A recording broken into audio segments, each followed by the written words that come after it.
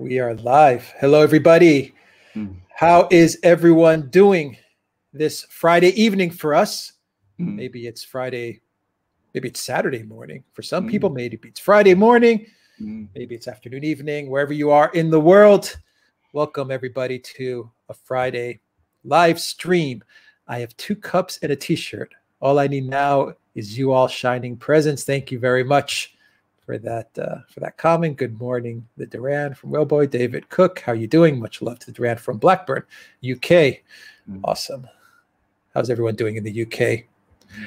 Today, we have a UK video update that we are preparing. We've got a lot of news coming out of the UK. I know that you've been collecting all the news, Alexander, Absolutely. and we're putting it into order to get a good UK video out there, a couple of UK videos out there. Let's see. David from Norway, Nigel from London, London calling.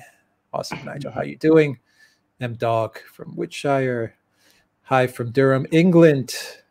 Somerville, Oregon. From Amsterdam. Spartan Warrior Queen moderating today.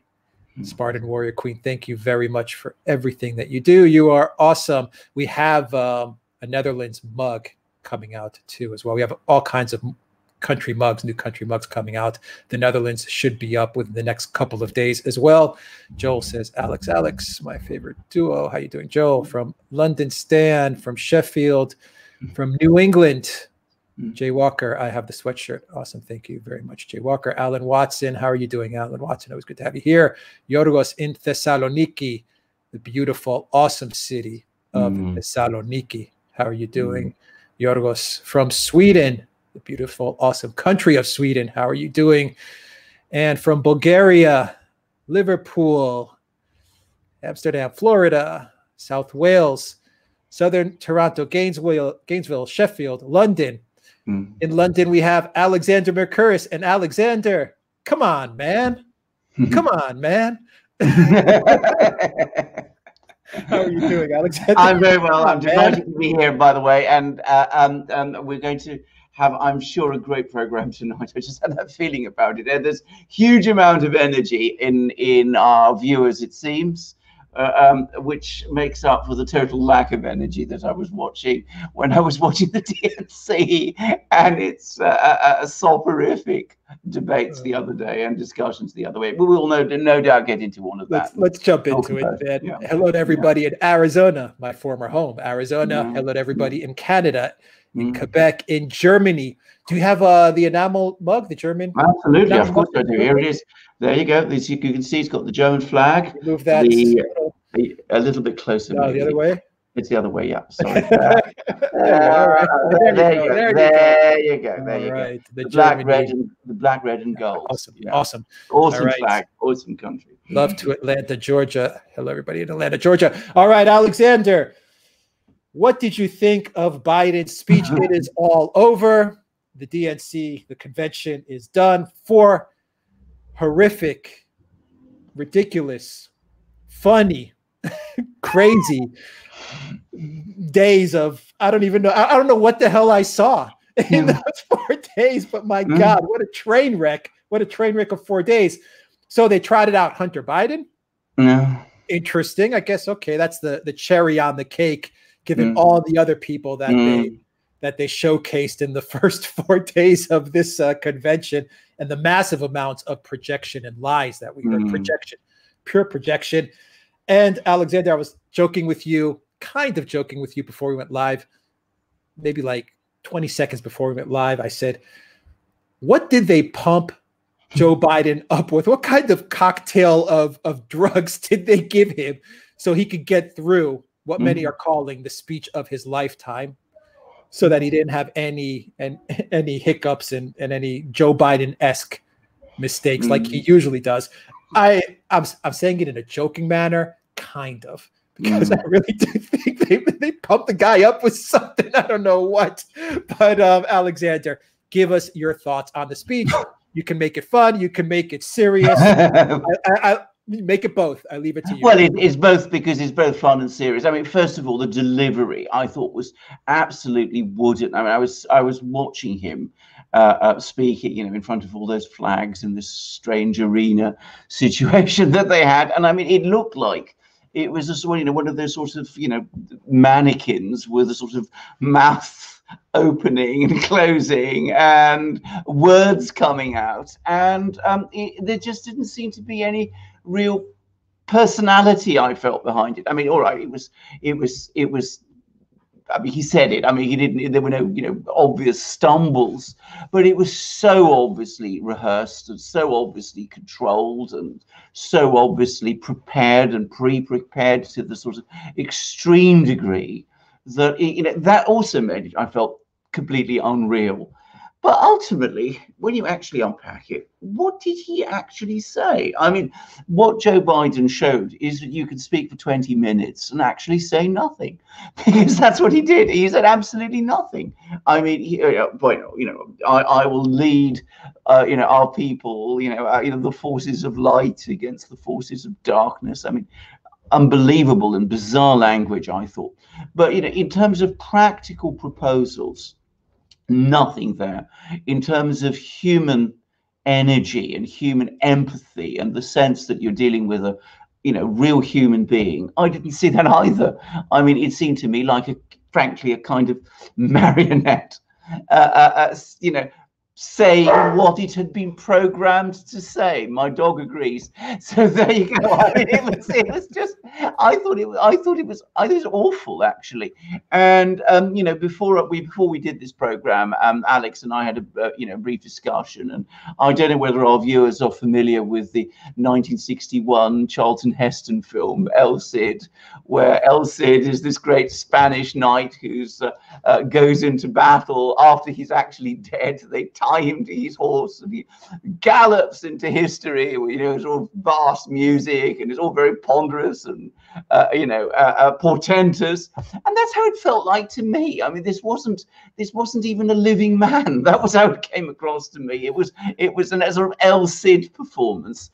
And I do remember. I mean, I was never a great fan of Biden's, but I do remember him as he was, and there used to be liveliness and charm and even some sort of wit about him.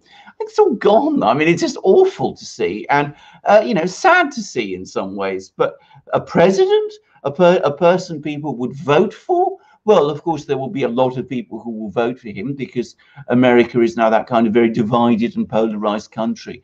But I can't imagine anybody voting for him with any kind of real belief that this man is the sort of person the United States needs to have as its president at this time. All right, let me knock out some quick super chats, Alexander, and I have a question. I want to try to maybe dig into some policy of his speech. I want to try to find some policy points. So I do have something that I want to ask you, because there was no policy in his speech, nothing that we can grab onto, but maybe there are some threads that we could dig into a little. From Alien Tenno, a £2 super chat. Hello from Chester, UK. Thank you very much, Alien Tenno. From Donnie Chappelle, $300. Wow. Thank you so much. Thank you so much. Awesome. Best DNC coverage. You guys are great. Thank you very much, Donnie, for that super chat. From Toilet Sauce, I am glad you are watching this mess. That way I don't have to. The things we do. The things we do, exactly, yeah. It's very hard work doing this channel. That's what we're so grateful to, yeah. Thank you very much, Toilet Sauce, for that. And of course, from Valley S, our friend Valley S, thank you very much for a $20 super chat. Thank you, everybody, for your generous donations and help keeping this channel up and running so we can deliver the news to you and so we can watch the DNC so you guys don't have to. Exactly, Toilet Sauce. So, Alexander, Biden, in the beginning of his speech, I think like 5 minutes in, he said that the U.S. is undergoing a perfect storm of problems. He's going to be the one to lead us out of this perfect storm. And here is the perfect storm of problems, which I would like you to comment on. And of course, one of the perfect storms, you have to be a little careful in the words that you use, maybe two of them. So just a heads up there, because YouTube doesn't like it when we talk about some of the issues that Biden touched upon during his speech. The first part of the perfect storm is the economy, the U.S. economy. He said it's the worst in history, or at least since the Great Depression, something along those lines. That's what Biden said. So he said the first problem the first part of 4 of the perfect storm is the economy. The second is the pandemic. It's connected to the economy, but anyway, he says the pandemic is another aspect of this perfect storm. The third part is the racial riots. And the fourth part, and I don't know where he pulled this one out of, climate change.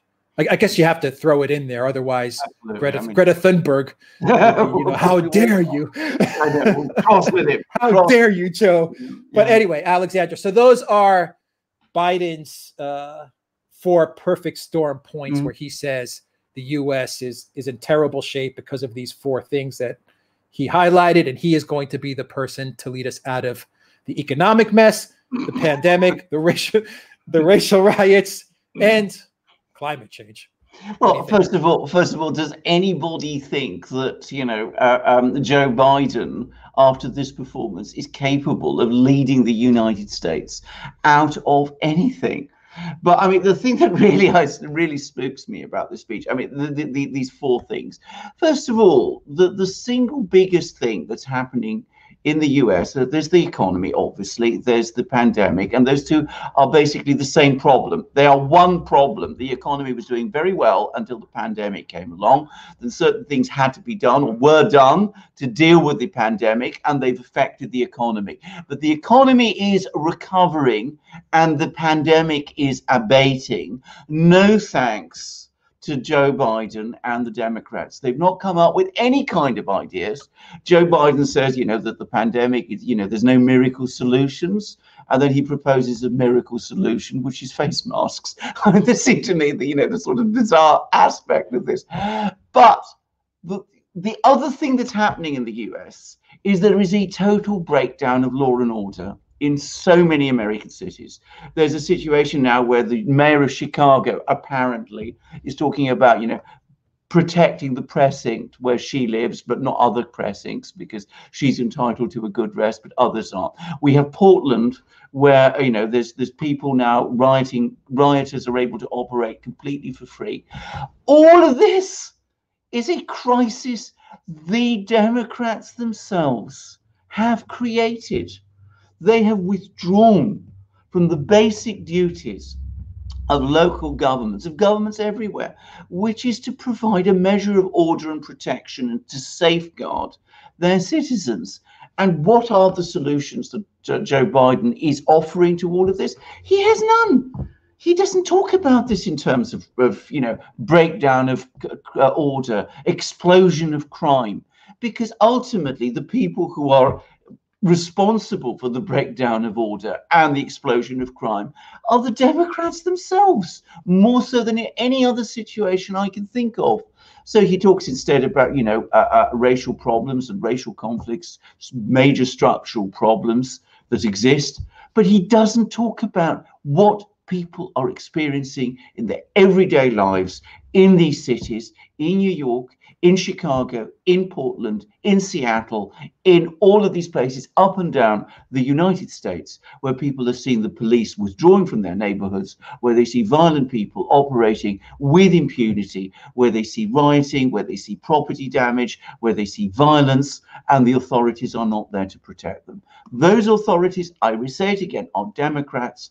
Where are the Democrats? Where are the Democrats governing these cities, which they were elected and have been elected repeatedly to rule? So that's this. Now, with the economy, with the pandemic, no solutions from Joe Biden.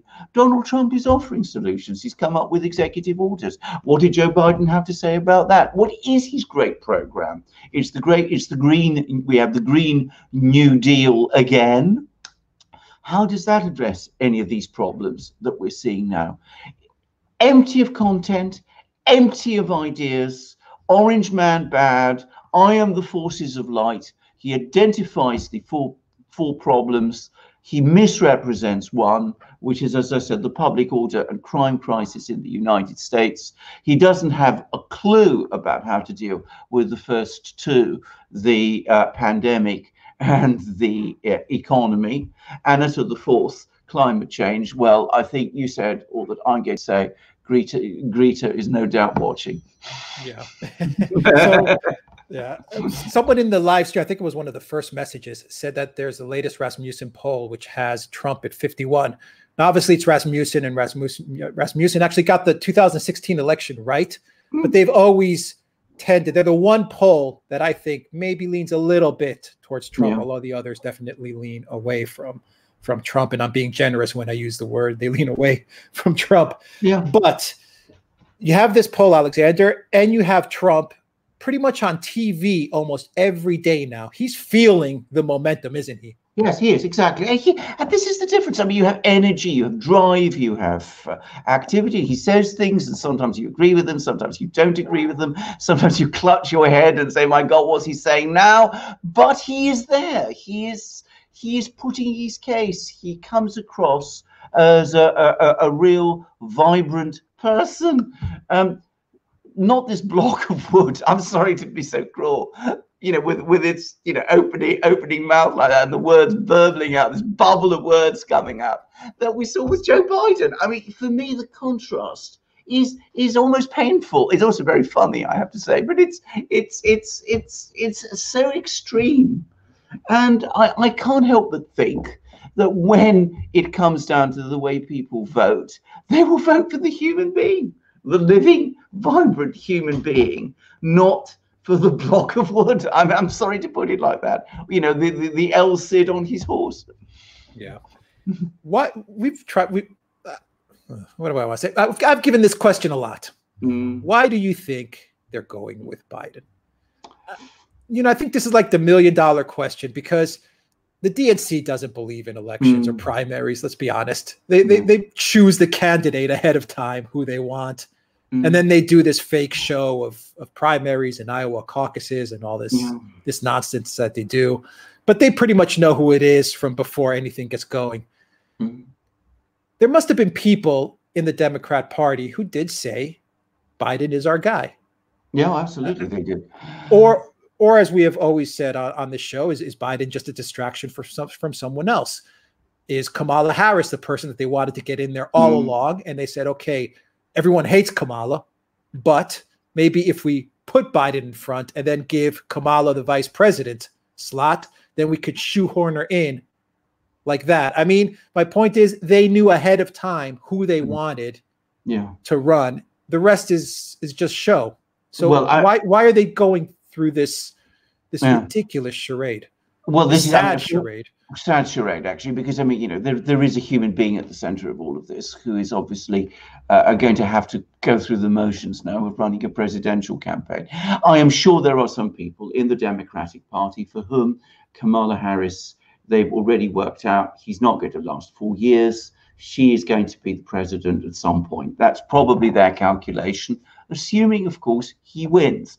It's also possible, we mustn't state this, that there was a plan at some point that he would be nominated, and then when things began to deteriorate and became visibly deteriorating, someone would step in and take over, maybe Hillary Clinton, maybe someone else. And it could be that the crisis with the pandemic and all of that has thrown all those calculations, into confusion, because it's more difficult to carry out an operation of that kind than it was.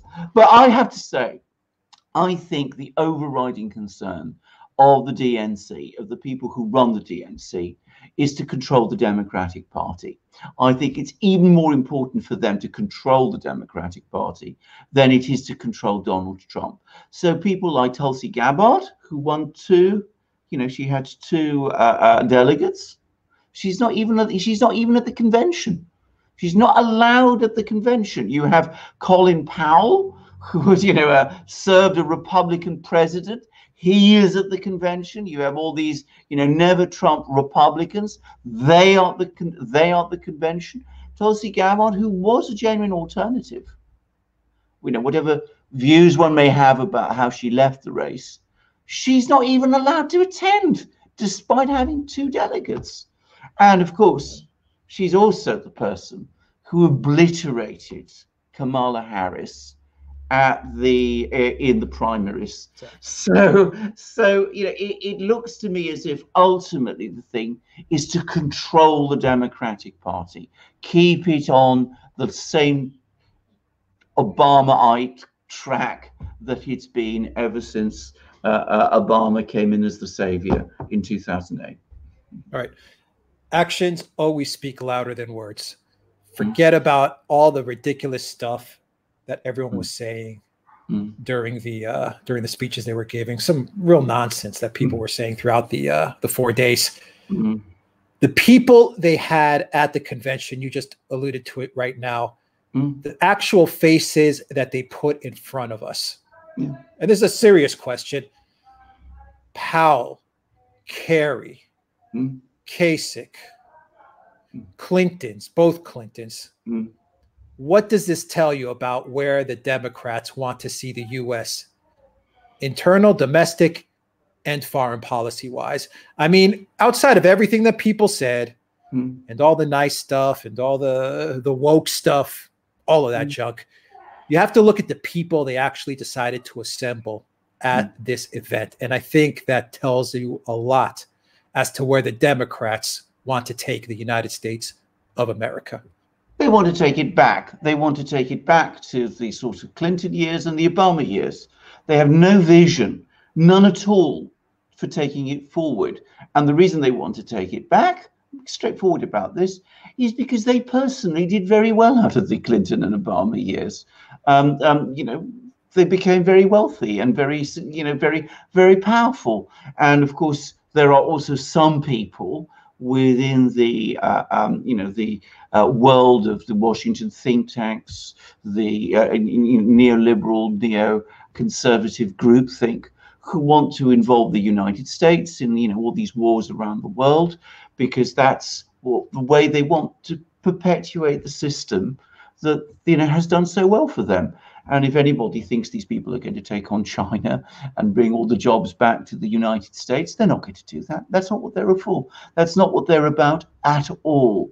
If they win, we will get another Clinton, Obama type administration, which will do nothing for the United States, but will do an awful lot for itself and for the people who make it up. Do you think we'll be more Clinton or more Obama? It'd be more Obama now, but I mean, you know, let's be quite clear. You know, we're you know, two peas in a pod. Frankly, I think that there's a huge amount of difference. Certainly, there's no great ideological difference between the two. But as I said, it's becoming a parasitic growth on American politics. The Democratic Party, it's blocking real alternatives, and it's got no vision for the United States. It exists purely for itself and for the special interests and lobby groups, the people who put the money into the Clinton Foundation, the people who run the think tanks in Washington, the lobbyists, all of that. It exists purely in order to serve them. It's become, if you like, the institutional face of the swamp. Yeah. I mean, we did see the swamp for 4 days, didn't we? Oh, we saw it assembled in front of us. We saw the swamp. It assembled itself in all its pomp.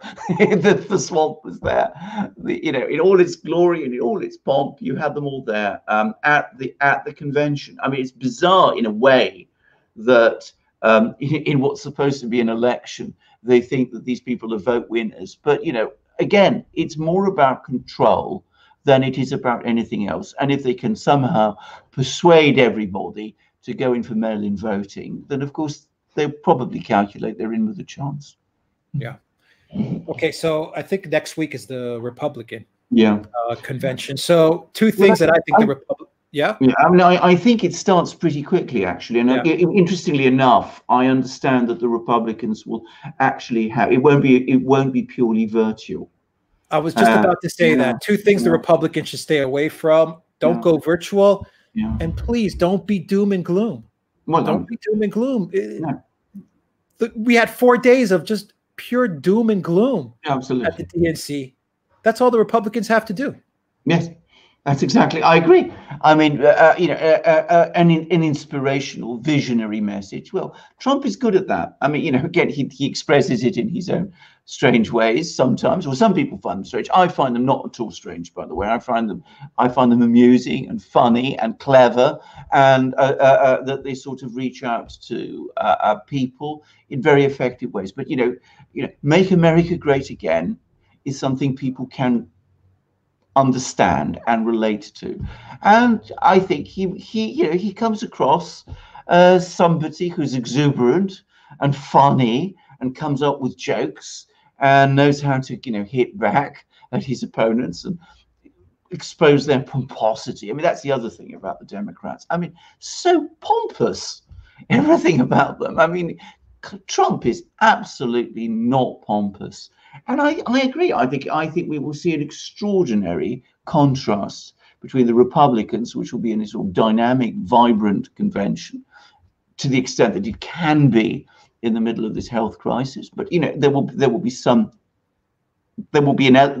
element of that against this picture of the living dead that we saw with the Democrats. Wouldn't it be interesting to see Tulsi at the Republican convention? Well, it would be. She won't go. But it would be interesting. But she won't go. Yeah. All right, Alexander. So we're heading towards the final stretch. A little less than 3 months before the November election.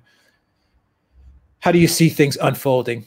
Well, I will not so much who's going to win. I think Trump's going to win in a landslide. But anyway, not so much the prediction who's going to win, even though I think you'll definitely hint at that. But as you see, for example, you mentioned the economy, you mentioned the pandemic, riots, what's going on, security, all these things, foreign policy. How do you see things unfolding in the next 3 months? Maybe the Durham probe, maybe Barr, maybe some sort of October surprise there. How do you game plan it out for us, how you think things will go in the next 3 months? I don't think there's any doubt at all that the pandemic is abating. I think all the indications are that it is abating. We had a spike in the spring, and then it receded, and then there was a secondary spike later, which is unsurprising. And it was all about, in my opinion, the increases in testing, the fact that there was much more testing going on in the United States than in any other country, by the way. Well, the Chinese claim they've done more, but I'm skeptical about that.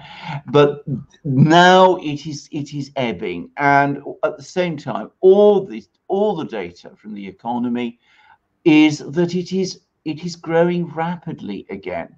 Now, again, this is something which people have been very resistant and very unwilling to accept. Yeah, people take issue with you when you said the economy is. You're upbeat. You're positive. I am much more upbeat about it. Look, I understand many people are going through very hard times at the moment. If you clock down so much of the economy, of course it will. But as the economy, as the lockdowns, as the restrictions start to ease, you will start to see more activity come. The purchasing managers' indexes are strong. The unemployment figures are falling. All the indications are, as far as I can see, that things are going to start pulling together. Now, I come back to what I've said many times about this. There are many problems in the US economy for the long term. I'm not talking about the very long term. I'm talking between now and November. We will see a continuing recovery in November. We will see more indictments from Durham. I expect that. I mean, I think Klein-Smith, which is a very interesting indictment, by the way, made some very interesting revelations about Russiagate, showed that it was a criminal probe right from the outset, showed what the FBI and the Justice Department were up to right from the outset. I think we're going to see more indictments probably this month, and I think we're going to get a drip of them, and quite possibly we will see more confessions, more guilty pleas also. So that's going to be ticking along too. But the big story will be Donald Trump will be campaigning. It's what he does very, very well. He'll be able to project a strong picture. He'll be able to talk to talk about, the pandemic abating, the economy improving, that he's the person with the future. He had it all sorted out before the election. The economy was strong before the pandemic came. It's not his fault that things went wrong, but he pulled it all together in the end. He'll be out campaigning, and he'll be putting forward his message. He'll be going to the cities where, places which have, where they lost the steel and the factories and all those closed, and went to China, and he'll be saying, I'm here, I'm going to fight for you. What is Joe Biden talking about? He's still talking about Green New Deals. What does that have to offer you? Do you really believe he's going to talk about China? Do you really believe that this man is able to go into a negotiation with Xi Jinping and fight your corner the way I am fighting your corner? So he'll be doing all of that. And I don't think the Democrats have a clue how to respond to it. The only thing they could talk about is another scandal. And then there'll be this great issue at the same time of the collapse of public order across so much of the United States. Many of the people who will be most affected by it, by the way, will be Black and Hispanic people. Again, fat people always overlook.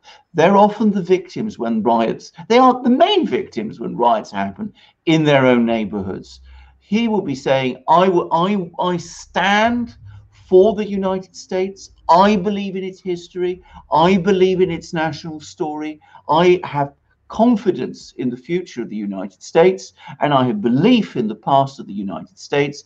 And I believe that every single citizen of the United States in New York, in Chicago, in Seattle, in Portland deserves to be protected. They deserve to have their businesses protected.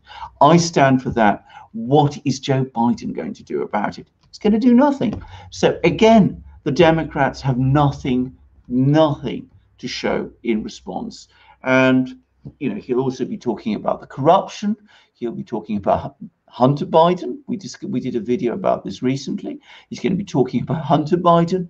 Again, what did the Democrats have to show in response? Well, Bannon, we've already said he wasn't involved in any of this. He disapproved of it, and he sacked Bannon years ago. So nothing there. That won't stick. I think the Democrats will be looking for some scandal that they the USPS, the Postal Service thing that they're trying. Well, I think that was all. I think that's disintegrated. Actually, I don't think people are. I think it was again more froth and hysteria. And Byron York has done the breakdown on it, and it just doesn't add. I mean, the story just doesn't hold together in any conceivable way. I think the tax returns, they'll try and, they may be hoping there'll be something in his tax returns. There is nothing in his tax returns. So, I think we will be looking at a very dirty election, lots of allegations being thrown at him, lots of things, but it doesn't stick. And I think the momentum is with him. Yeah, that's when he thrives, though. That's when he thrives, exactly. When they're attacking him, that's when he thrives. Exactly. Yeah. What about it's when he's elected, and it's also when what energizes his electoral base to rally behind him. What about debates? You think we're going to have some debates? Oh, that'd be very interesting. I think he wants debates. I think there'll be a lot of people in the Democratic Party who'll be very nervous about exposing Joe Biden to debates. And after what I saw yesterday, I can see why, frankly. I mean, again, do you really want to, set against a living, vibrant human being a block of wood? It doesn't seem to me like a good idea. Sometimes I think the Democrats are trying to lose on purpose. Well, yeah. I mean, honestly, sometimes I think they're trying to lose on purpose because I just can't see how you have so much money, so much backing from Wall Street, from all the think tanks, from Silicon Valley, the DNC, Clinton's, Obama, all of this firepower, the mainstream media, and you put together that kind of 4-day show. Well, I mean, it's beyond words. Well, it is beyond words. Also, bear in mind, I mean, they got all the people in show business, in Hollywood, in the television program. I mean, people who supposedly know how to put on, a good show, and that's the best they could come up with. does speak an awful lot. Though I have to say, I've not been particularly impressed by many of the products of Hollywood recently, but that's another story. Yeah. Yeah. Any other thoughts, Alexander, on what we witnessed over the past 4 days? I mean, what we witnessed is what we witnessed in November is that if that's what people vote for, is what they will get.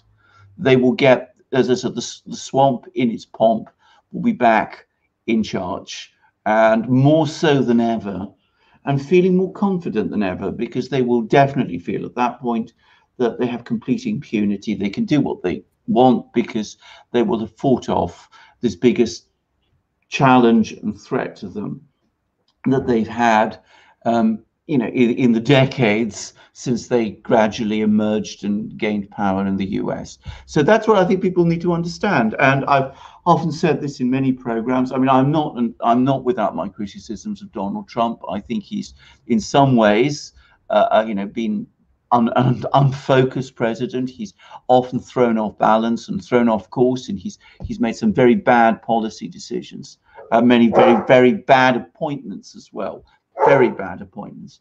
But ultimately, what does depend, and I don't want to fall into the Biden darkness and light type of language, but what does matter is the future of the American Republic, its constitution, its way of governing, how it works, what it stands for, the power of the American people to choose their own president in an orderly and structured way according to their laws and their traditions. And what we saw in 2016 was an attempt to subvert that. And what we saw subsequently was an even more sustained attempt to subvert that, which in a weird kind of way is continuing.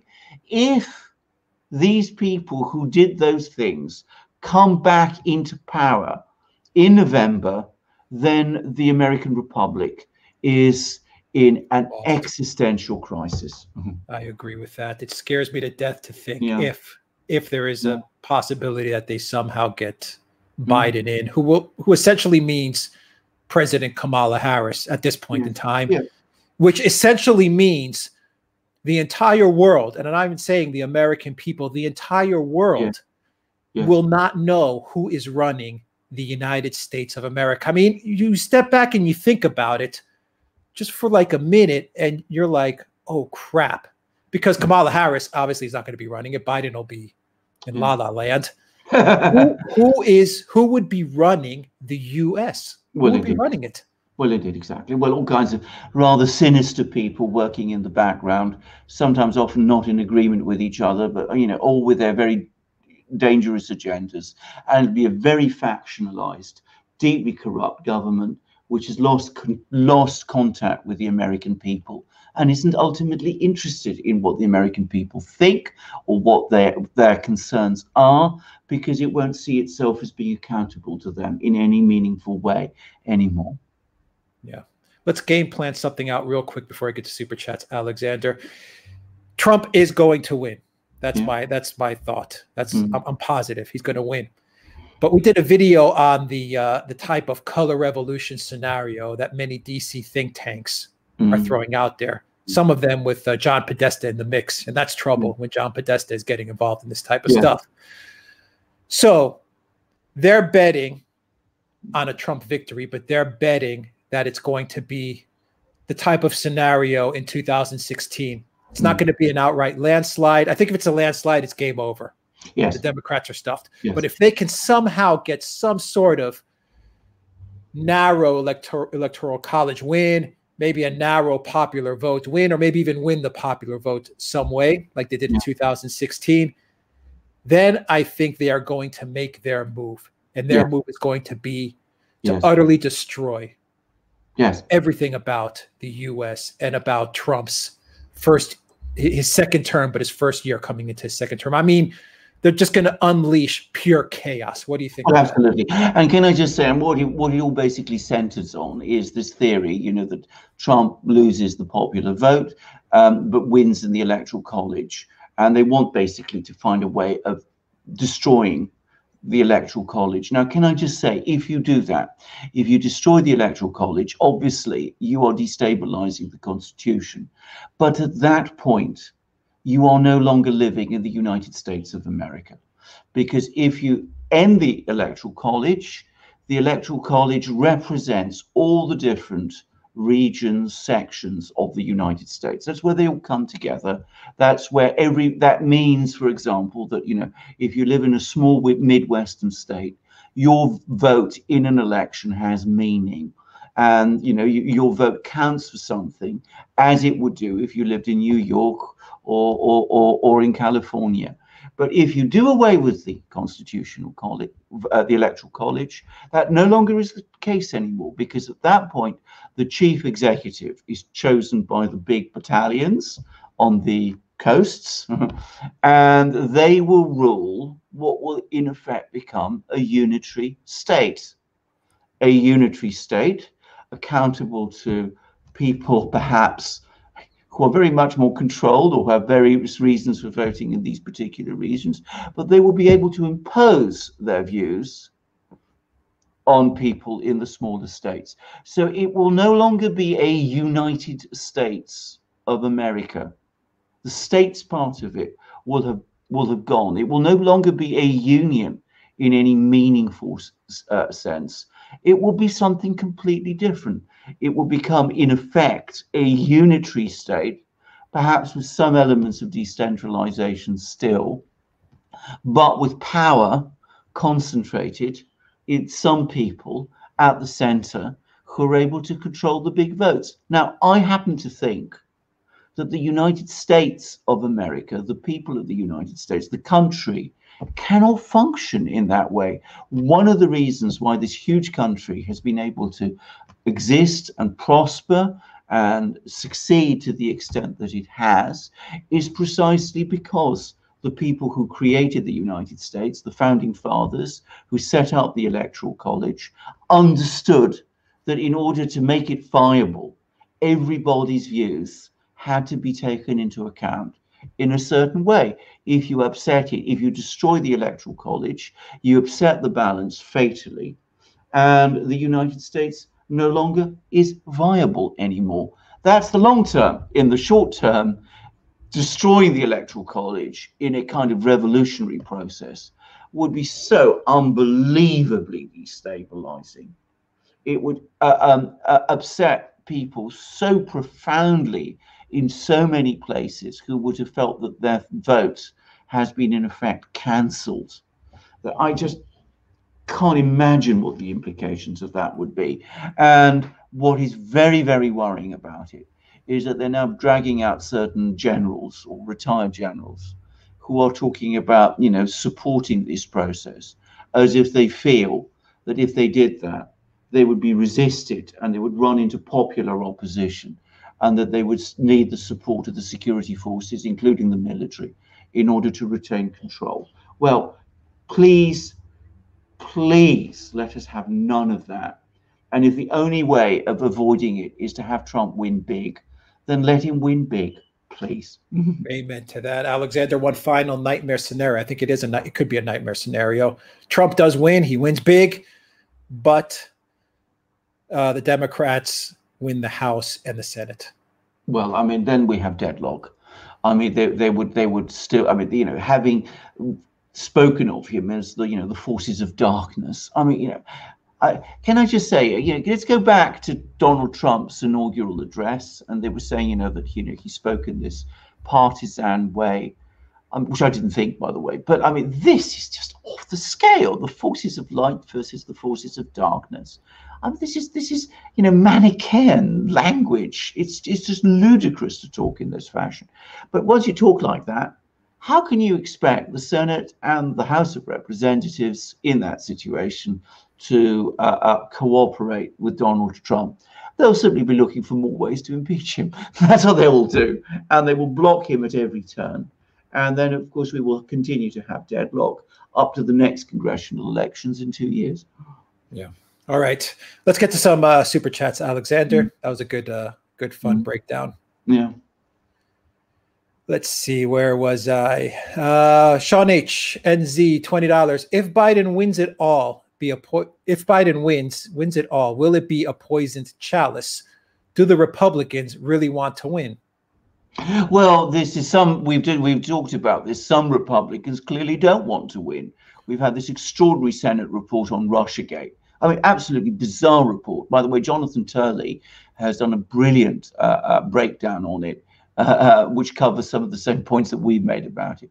But it now turns out that Senator Byrd, who was supposed to be in charge, of the committee, he just delegated the entire writing of this report to Warner, who is, of course, so I mean, it's like Mueller and Weissman all over again. Now, you know, why? So that tells you everything you need to know about the Senate leadership, the Republican Senate leadership. They are not Donald Trump's friends. They would rather see the Democrats win than Donald Trump win, it seems to me. Now, why they think like that, I mean, you know, that takes a lot of unpacking and a lot of discussion.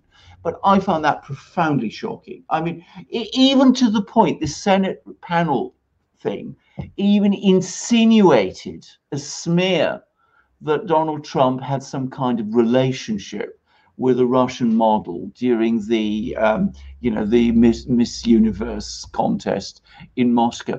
Not a scintilla of evidence for that. None whatsoever. That should never have been in that report, and yet it was. And, you know, again, a story about Donald Trump having a telephone call, a conversation with Roger Stone. Both men deny it. Not a scintilla of evidence that it's true. It's in the report again. And that a Republican committee allows it to come. Supposedly Republican controlled committee allows it to come through. Disgraceful. Disgraceful. Yeah. Disgraceful. Mm-hmm. From Michelle Corley, $5 super chat. Hey, love you all. Thank you very much for that super chat, Michelle. It's a bit washy-washy, €5 super chat. Hashtag Golfgate. Mm-hmm. I'm not sure I get that, but thank you for that super chat. It's a bit anyway. From JHW, £5 super chat.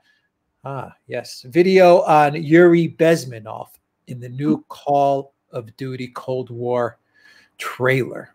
You're aware of Yuri Bezmenov? Very vaguely. People have emailed me about it. I haven't watched this yet, so you'll have to fill me in. We have to do a video on it, and I'll send you all his videos. There's a lot to dig into. He was the KGB agent.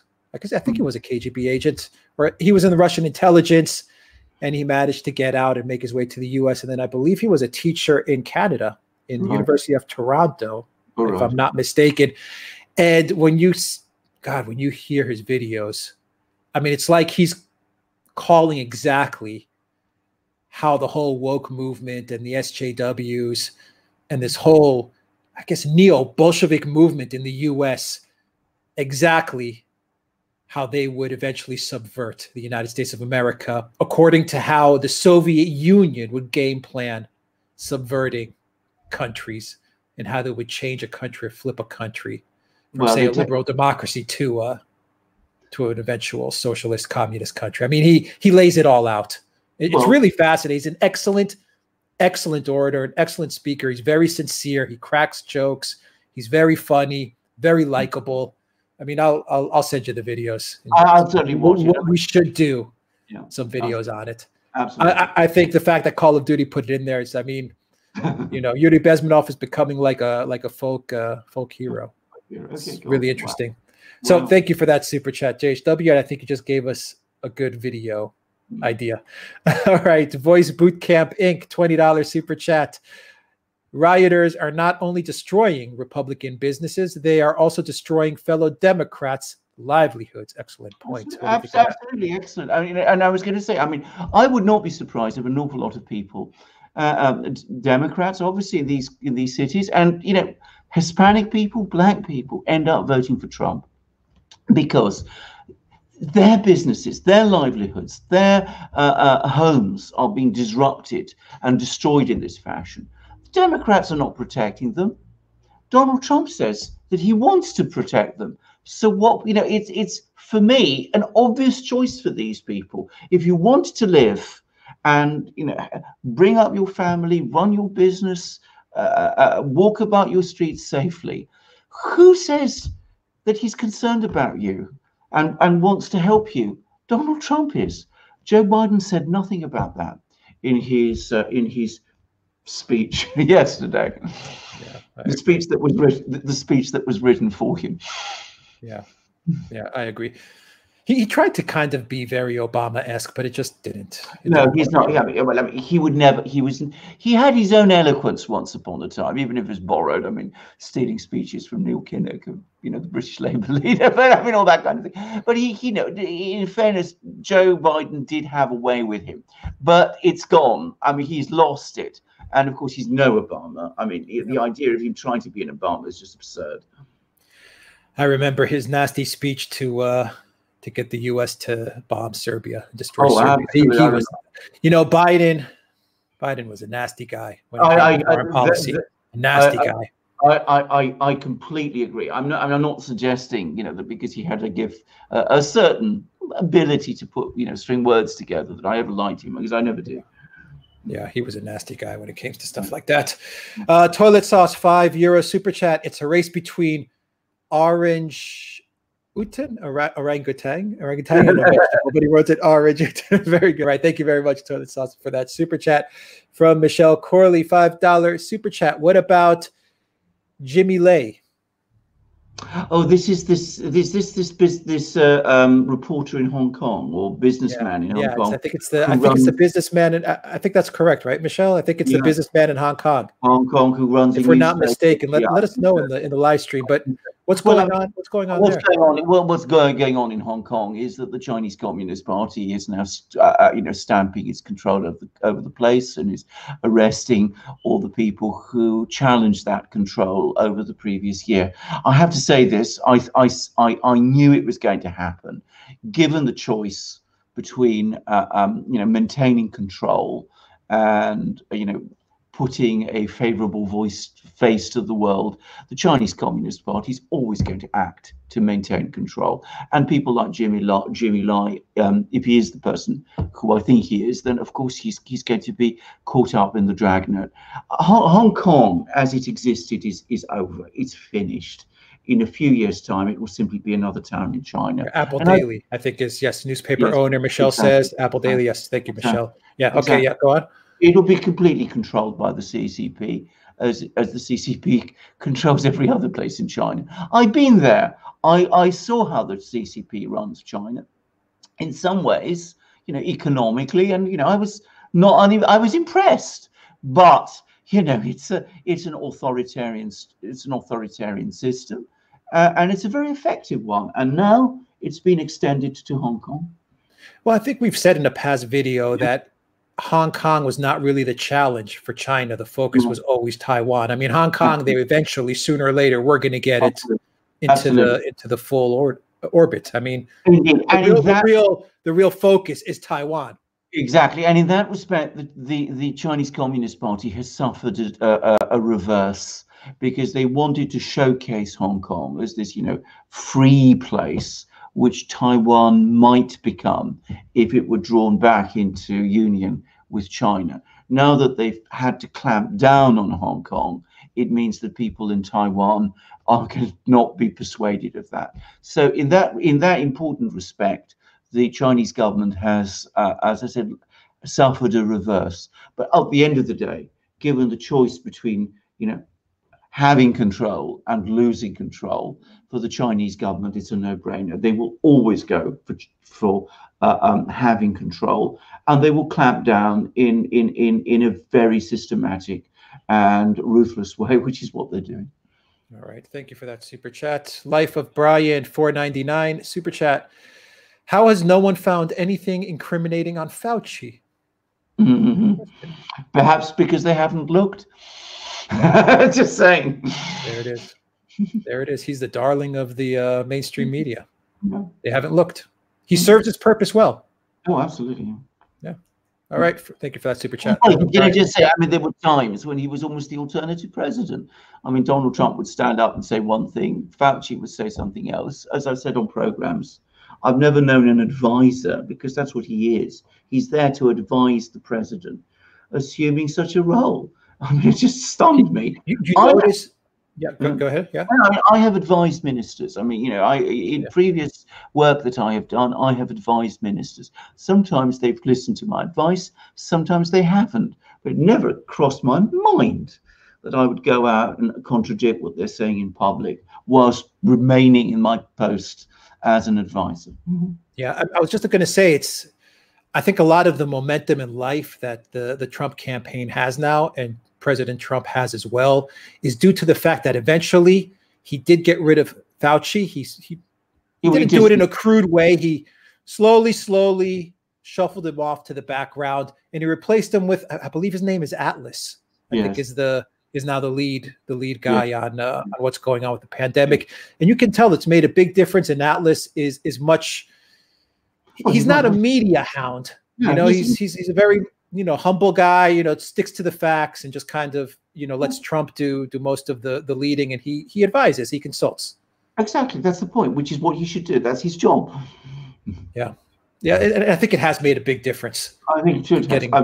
I've no doubt it has. I mean, for one thing, it was creating these very discordant messages. Yeah.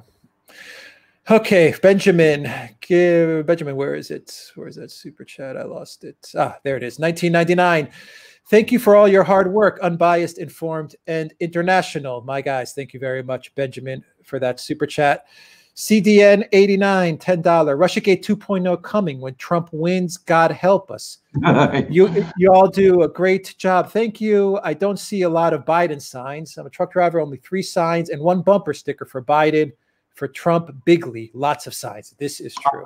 This is true. I've heard this too. I mean, obviously, I'm not in the United States, but I've heard exactly the same from people. And I was reading an article somewhere which made exactly that point. I'm sure that's right, but I have no doubt that's right. And thank you for confirming it. Yeah. From Gary Frazier, $10 super chat. Smoke and mirrors. Whoever wins the election will not be in charge. Well, Trump has struggled to get in charge, and the struggle will go on. But I think if he's re-elected, he'll be in a stronger position than he was. And he's also a lot more experienced. Yeah. Think about how awesome his presidency could be if he doesn't have to worry about the re-election. Well, that's true. And if he doesn't also have to worry about being impeached all the time and all these allegations and all this worrying about, what was going on with George Papadopoulos and when he met with Nixon. I mean, all this crazy, ridiculous stuff, and what he said to Zelensky on the telephone call and what Vindman was up to. We don't have to worry about any of that. The President of the United States isn't constantly bogged down with all that rubbish. That he can actually start to implement his program, which the American people voted for, supported in an election. Yeah. All right. Willie Lohman, a new member to the Duran community. Thank you very much, Willie. And guys, if you want to join the Duran community, just click that join sign. It's right under the video. Sparky, $5 super chat. Seemed to me that Steve Bannon was pretty involved as an NGO in stirring up the Hong Kong protests. Well, I've heard the same. And I mean, he's obviously someone who takes a very, very strong anti-Chinese line. I have to say, I mean, I don't want to prejudge this. The man has pleaded not guilty and he's entitled to the presumption of innocence. But I've been looking more at this indictment now. This is going to be a very, very difficult case for him. I mean, it doesn't look good at all. Shouldn't have gotten involved in stuff like that. He shouldn't have put his name and his face to stuff like that. He should know better. I think so. Yeah. I think so. And I think there was this Chinese businessman upon whose yacht he was arrested, who's actually put out a statement saying, that he hopes this isn't going to detract from the struggle against China and all that. But we'll see. All right. From Joe, $20 super chat. Trump is strongly condemning the violent protests, but not overreacting, which is what they want. That's exactly right. I think actually, if I have to say, I think Trump has handled this intelligently. I think if he sent, armies of people, tried to deploy the military, which, by the way, other presidents have done in these kind of situations where there's riots. But that was what they were wanting him to do. They wanted him to go down, carry out a massive clampdown. They were already talking about the Gestapo and all of those things. It's very tough and very hard for those people in places like Portland who are seeing their businesses wrecked all the time. But if you're looking at this from a political position, if you're Donald Trump, then it's better to let this thing run its course so that the American people can understand who it is who is opposing this thing and who it is who's supporting it. Yeah. From Sparky, a $2 super chat, we may need to start treating NGOs as countries. Well, NGOs are a very, very dubious thing. Once upon a time, I mean, I remember a time when, we never used to hear that word. It's now developed this extraordinary life. And it really originally began, I think, very much as a sort of post-Cold War mechanism to try to change policies and governments in all sorts of places. And what's happened, it's now been re-imported into the United States and into other countries in the West, and they are becoming the power, in effect. They are the new establishment in a very alarming and dangerous way. Yeah. From Sparky, a $2. Oh, no, I just read that. From T. Cook, thanks so much for your hard work. £9.99 super chat. Thank you very much, T. Cook, for that. Super chat, Flying Boar, $5 super chat. Update on Belarus. The opposition leader sounds like a Belarusian Poroshenko. I don't think she's any kind of Poroshenko. I think she's Lukashenko said that she's a nice woman who's completely out of her depth, loves her children, escaped Belarus to flee to Lithuania, and is now being controlled by the Lithuanian foreign ministry, which I suspect very much is the truth. We've just done programs about this. Now, the situation changes from one day to the next. It's difficult to get a complete sense of the way things are. But at the moment, it seems as if the pendulum is swinging back in Lukashenko's favor. It looks as if all these strikes that were going on, or at least were threatened, I'm not sure to what extent they were ever real, have basically petered out, and the protests have diminished in size for the moment, and that the situation is more stable, and that the government and the bureaucracy is sticking by Lukashenko. And Lukashenko himself has been going out and making speeches and talking and all of those things. But it could change from one day to the next. There may be a big protest over the weekend. We shall see. We shall see. Yeah, we are monitoring it, and we will have a video most likely tomorrow on Belarus. Yes. All right. From Sparky, a $2 super chat. NGOs can be allies, also importantly, enemies. Absolutely, of course they can, and they are. The other thing about NGOs is, of course, one doesn't really know who's behind them sometimes. I mean, one can guess, and there's some particular there's one particular person, Soros, and CIA and all that kind of thing, because there's a vast amount of money that swirls through them, and let's put it like this: they're not what they often represent themselves to be. I first got to a sense of how important they'd become in Serbia during the uprising against Milosevic, but I got an even closer insight when they spearheaded the Rose Revolution against in Georgia, which brought Saakashvili to power. My brother has a lot of contact with Georgia. He travels there regularly, and he said it was it became an NGO state, NGO-run state. Incredible. No wonder Orban got rid of a lot of the NGOs. Well, that's right. That's by the way the mistake Lukashenko made, is he left a lot of them to still run things in Belarus itself. Yeah. All right. From Flying Boar, $5 super chat. Update on Ukraine. What's going on in that country? What's going on in that country? Is progressing or getting worse economically? It's getting worse economically. I mean, obviously, there's some elements of this which are to do with the pandemic. I mean, they've been affected by the pandemic like everyone else has been, but they've suffered a big economic contraction. And the trouble is with Ukraine, it's an economic contraction that comes on top of a very bad economic situation in general. They're also spending vast amounts of money keeping this army of 250,000 men camped out along the area and by the Donbass, which is, so you have 250,000 men, sitting in the fields doing nothing, but devouring. It's a very unstable situation.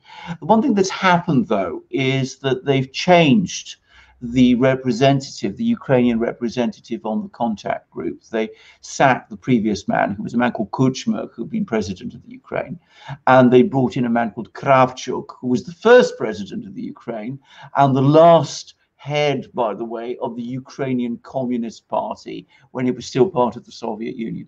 Anyway, he's taken over, and there's some talk that he might be a bit more realistic, and that the situation as a result on the contact line is a little more peaceful than it had been up till fairly recently. So perhaps slight piece of good news, but overall pretty grim situation overall. All right. From Sparky, a $2 super chat. Trump has many Cicero-style enemies in his midst. Yeah, he does. Absolutely. That's a very good analogy. I mean, beware the Ides of March and all that. But no, he does. I mean, we talked about this. I mean, the fact that we spoke about some about a couple of weeks ago about the fact that there was a person within Pence's. I think he's chief of staff, Pence's chief of staff, who it seemed to have been very disloyal to Trump, and may have been the person who authored that notorious op-ed that appeared in the New York Times some years ago. So there's all kinds of strange people around Trump. I think he's more savvy. I think he has a better grasp of who can be trusted and who cannot than he did when he first came to Washington 4 years ago. Yeah. Mimi Jovanovic is a new member. Welcome to the Duran community. And Toilet Sauce, a 20 euros super chat. I am sure you are aware of the Navalny story. And now that the doctors have given green light for transport to Germany, the airport staff in Germany has reportedly gone on strike. Man, Putin can work some magic. That is extraordinary. I just heard before that before we did this program, just before we did this program, that he's now been sent to Germany. I'm going to repeat what I've said in other places. I am sure this illness had natural causes. I've seen the film of him being given the notorious cup of tea. I can't see how anybody could have put anything in it. And the doctors in Russia have said that he has a metabolic condition. I'm sure that's true. All right. From Flying Boar, $5 super chat. Canada finance minister resigns. Is Trudeau next to go? Yes, this is a video that we are also going to do following up on the Week charity. He dissolved Parliament. Trudeau dissolved Parliament. Prorogued it. But this is exactly right. By the way, the new finance minister is going to be Chrystia Freeland, who seems to be the rising star. So there's a big story there. Absolutely. But, he prorogued Parliament to stop parliamentary investigations of this scandal, which before he was elected, he absolutely said he would never do. So now he's done it. I mean, I come back to what we said in the video that we did about him recently. How often does he have to do this thing before the people of Canada finally say enough? This is my Canada shirt, by the way. Oh, well done. My Canada shirt. yeah. We're going to do a video. We will definitely have to do a video about it. Yeah. Chrystia Freeland is very scary, very scary politician. Yes. From Sparky, a $10 super chat. My brother and sister-in-law have a severe case of TDS. Went to law school with Sally Yates. Have Chris Rye as a family friend and belong to the same town club. Birds of a feather flock together. Wow. Wow. I'm speechless. I'm speechless too. Sally Yates and Chris Ray. Well, there you go. Gosh. Good luck, Sparky. That's all I have to say. From Flying Boar, if Trudeau resigns, then Chrystia Freeland, a neoliberal Russia war hawk, will take over. Absolutely. It's increasingly looking that way. Very sad. From bad to worse. From bad to worse. What do they say in Greece? They always say when it comes to politicians, the next one is always worse. Yeah. The next one is always worse. Didn't used to be true of Canada. I mean, I remember that. I still just about remember. What was his name? Pearson, Lester Pearson. There was this very great prime minister that they used to have in Canada, who was a really great man, and that they should be down to the Trudeaus and the Freelands is very sad. Yeah. From Flying Boar, $5 super chat. Putin needs to look at Lukashenko and Erdogan's eyes and tell them straight not to pit Russia against the West. Well, what he needs. Well, that's an interesting comment. I mean, and in terms of Lukashenko, and actually a very insightful one, because since he ran into trouble, Lukashenko, who has courted the West repeatedly and trying to play them off against Russia, is now, of course, posing as the great champion of Russia, who's protecting Russia's flank. And he's going, out of his way to say, that the Russians stand with him and he stands with them, and that, they're united together. It's not been true of his policies at all up to now. So, I think the Russians are very cynical about Lukashenko. I think they will support him through this crisis because at the moment there isn't any very obvious choice. But once it's over, if it is over, they will be looking for alternatives to him, and they will be looking to negotiate a stable and secure transition. Yeah, I'm looking in the live stream. For people talk about Navalny a little bit. We have a video on Navalny. We just recorded it about an hour ago on Navalny, and we'll put that up over the weekend. I mean, Alexander, real quick, Navalny is not a big factor inside of Russia. Domestic. No, he is not. I mean, I can say this with complete confidence because I know lots of people in Russia who are very passionate critics of Vladimir Putin. Very, very few of them give Navalny much any time.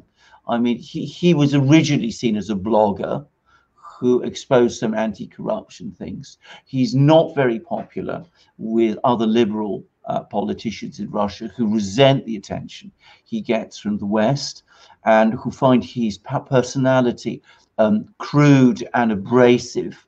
And anyway, he's very liberal, pro-Atlanticist, globalist views are views which most Russians overwhelmingly do not share. So he is not a big political force in Russia itself. The media talks him up in the West in a way that gives a completely distorted impression of how popular he is. And if you look at the opinion poll ratings, they're usually around 0.2, 0.3% or at that sort of level nationally. All right, from William Jones, a $5 super chat. I already have a Duran Magic mug, but if you offered one with the flag of Texas, I would have another. That is a great idea to start doing state flags as well. Consider it done, William. And I also saw in the live stream someone mentioned a Flemish magic mug as well. Consider that done. And I also saw someone, I think, mentioned a Palestinian one. I already have that in the works. I've got a lot of mugs coming up. So, and can I just say, I think Patriot Beacon is made in Texas, I think. Yeah. I think it's Texas and California. I'm not sure, but the Patriot Beacon, of course, our friends at Patriotic Legacy, great flashlight or torch, as they call it in the UK. Let's see, Bramwell Music, $4.99, £4.99 super chat. Thank you very much for that super chat. Flying Boar, $5 super chat. Update on Nord Stream 2. Well, they're going to start laying the pipes apparently within the next 2 or 3 days. So all the legal challenges have gone. The German government has stood firm against threats of sanctions. They've even talked about bringing legal action if sanctions are brought. The only thing, in my opinion, that can derail it now is if the crisis in Belarus explodes and there's a further sanction war between Russia and the EU. I don't think that's going to happen, but that's the only thing that can stop it now. I think it'll be finished by late October, November. All right. South Dakota, yes, I wrote that down. Magic mug. Castellorizo, I wrote that down as well. And Cornish magic mug, yes, I wrote that down as well. Alexander, let's see, from Zebulon Pike, $1.99. Biden perpetuates, quote, fine people lie at DNC. Unquote. Yeah. Yes. I mean, Biden is elite, is a certain type of American elite. I agree. Yeah. Thank you for that super chat. From Flying Boar, $5 super chat, the final 2 super chats. The new Greek PM, is he talking to Putin or have some kind of dialogue? He has talked to Putin, not as much as Erdogan has. By the way, some of our viewers, some of you may have seen a video we recently did in which Alex said that, you know, because he's got into trouble, Erdogan's got into trouble with the French. His next port of call is to telephone Putin. That is exactly what Erdogan did. He did that right away. He was I'm becoming an oracle. Exactly. On the phone to his dear friend Vladimir in Moscow. You see this completely verbally readout from the Kremlin, which is produced. But Mitsotakis has actually called Putin, and they have had discussions. And I suspect they've been meaningful discussions, and it's about time that was done. I mean, I should say, I think the Russians are fully prepared to listen to Mitsotakis. I mean, they have no acts against him. They understand who he is, and they respect him. They had no respect at all for Tsipras. Tsipras did a massive amount of damage for Greece when he went to Moscow in 2015. And the Russians figured out that he was duplicitous and unreliable, and they were absolutely right. Whereas I get the sense that Mitsotakis is a much more solid negotiator, not just, of course, with the Russians, but with the US too, and with the Europeans also, and of course with the French. So, but he has called Putin and spoken to him. All right, from Flying Boar, $5 super chat. If Greece needs to contain Turkey, they can ask Putin. Why are they not asking? Well, I think they are, but I mean, we've discussed this many times. I mean, everybody's got into a mess with Turkey, and the Russians have overcommitted to Turkey. I think that they've felt for a very long time that this relationship with Erdogan was important to them, and I think they've overinvested in it. And it'll take them some time to ramp back. I don't think the Russians want to see a clash between Greece and Turkey in the Eastern Mediterranean. I think they'd be horrified if such a thing were to happen. I'm sure they're telling Erdogan about this. The question is not what the Russians are saying, it's what they're going to do. And that's a completely different story. All right, from Sparky, $10 super chat. When I transitioned from just being an engineer and an international man of mystery to CEO, people came out of the woodwork trying to manipulate me to support their agendas. Trump has a similar problem. Exactly. That's exactly what happened. I think when he came to Washington, he found it very, very difficult to work out who was really prepared to work for him and who wasn't. And he had enormous problems sorting all this out. I think he's now much more experienced and knows his own mind better, and from now on, if he's re-elected, he'll have a much stronger team behind him than the one he had up to now. It took him a long time to find an attorney general who would work with him, and that was the most important position. But he now has that. He seems to have a reasonably competent chief of staff. So I mean, it's coming together at last. Yeah, he finally has a good chief of staff. Can I just say, Alexander, I think that when Trump came into office, he had Flynn and the deep state, the swamp, the Obama White House were so diabolical, so sinister. They knew exactly who to take out, and that was Flynn. And Flynn would have helped Trump a lot in the transition. That is completely true. That's absolutely right. Yeah. From Miss Miggins, $5 super chat. Thomas Paine, True Pundit, is reporting via FBI insiders that AG Barr has given immunity to Obama and Biden in Durham's investigation. Well, we'll find out. I mean, we'll see.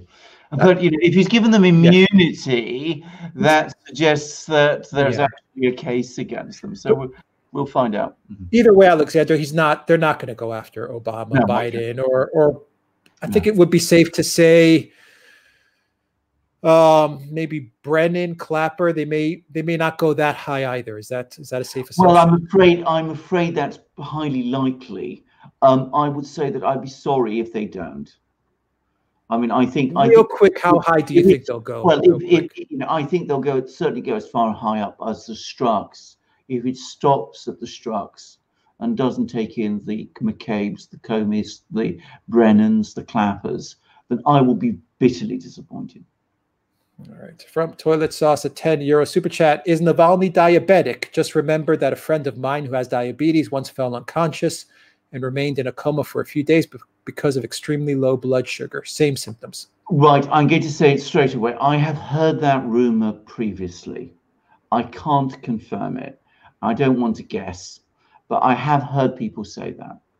All right. Great catch, Toilet Sauce. Very well done. From Flying Boar, $5 super chat. What is the Iran snapback UN sanctions? How will that work? That is an incredibly complicated story. I mean, the idea is that if Iran, the original JCPOA, the agreement between Iran and the various Western powers and Russia and China, which was the nuclear deal, it said that if Iran violates the nuclear deal, then the sanctions that the UN Security Council had imposed would come back automatically into effect.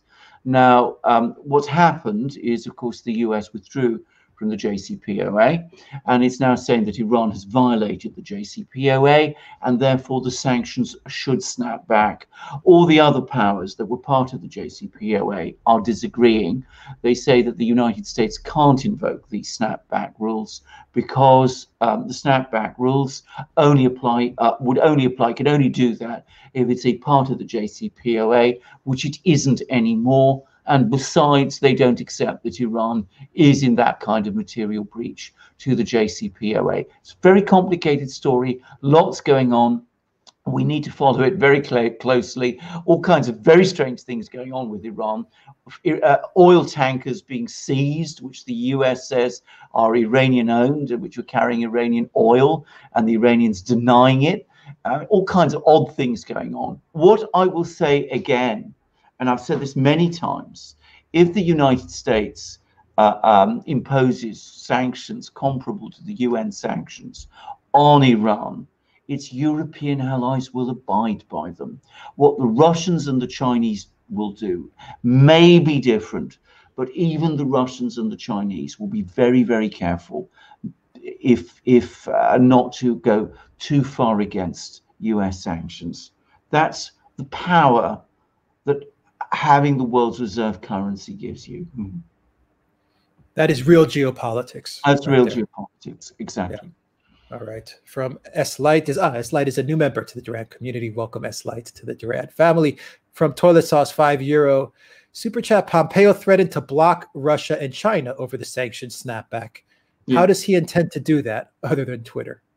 Well, we're just touching upon that. We were just touching upon it. I mean, what he would do, in effect, what the US would do, would be impose secondary sanctions on Chinese and Russian companies. And there are many, many Russian and Chinese companies which would be very nervous about that. Russian banks, Chinese banks, Russian-Chinese institutions. Of course, some Russian companies and some Russian banks are already sanctioned. But if you're talking about a bank like Sberbank, for example, which is Russia's biggest bank, or the Bank of China, which is one of China's biggest banks, they trade in dollars. They have to operate dollars because they are international financial institutions. They will not want to be frozen out completely from the dollar.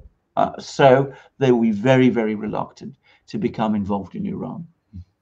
Very interesting story. From Flying Boar, final super chat, $5. If Nord Stream 2 successfully finished, what will happen to Ukraine? Good question. A very good question. Well, some Russian gas will still continue to go through Ukraine. But of course, Ukraine will decisively lose what leverage it has left as a gas transit nation. And of course, it will also lose very substantial sums of money that it gets from gas transit. So it'll be in a very difficult situation on top of the very difficult situation in which it is already in. What Ukraine needs to do, it needs to sort out its relations with Russia. It needs to mend its relations with Russia. And that means, because it's the Ukrainians who are driving this to a great extent, the Russians just sit back, they wait. What the Ukrainians need to do is they need to have a direct meeting between themselves and the Russians. They need to find out some kind of ways of sorting out their trade situation. Can't be repaired to the level that it was, but something can be done. They need to draw down their forces in the eastern Ukraine. They need to sort out some kind of constitutional setup that will allow them to reintegrate their eastern regions without, triggering a war, and that will mean a more decentralized Ukraine than previously. And of course, they need to accept and they need to understand that there is no merit or benefit for Ukraine in aligning so closely with NATO and the EU. It has brought them nothing but woe. All right, Alexander, we are finished with all our super chats and everything. I will give you my final super chat since we're on Nord Stream 2. Is Germany now the big energy powerhouse in Europe, given that they have Nord Stream and Nord Stream 2, and is one of the reasons that they don't take on Turkey in the East Med, because they want to delay the East Med as much as possible so that they can build up their energy position? Absolutely, and it's massively resented by many EU countries, because they're saying to themselves, why has Germany forced us to impose sanctions on Russia at the same time that it's working with the Russians to make itself the great gas hub? So I mean, there are all those resentments too. The Germans play a very, very tough mercantilist game. They are very, very much about securing their position at the center of the EU and making themselves dominant there. And that's absolutely what the Germans do. So, they've stuck rigidly behind Nord Stream 2. They've not wavered behind it. It suits German industry, but it also suits Germany's position as, the gas hub within the EU, which is going to give the Germans an even stronger position within the EU than the one they have already. All right, and welcome Jessica North, a new member to the Duran community. That is it. We got them all.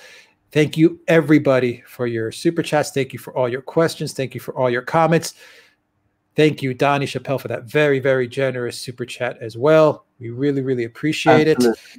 We appreciate all the questions, super chat, the likes, the subscribes, the sharing, everying. And the questions, which give us. I mean, we absolutely enjoy them. I mean, we've said this so often. I mean, one of the great things about doing this channel is that it is such fun to do, because we get all of these questions and we have all this interaction, and it's marvelous. It's wonderful.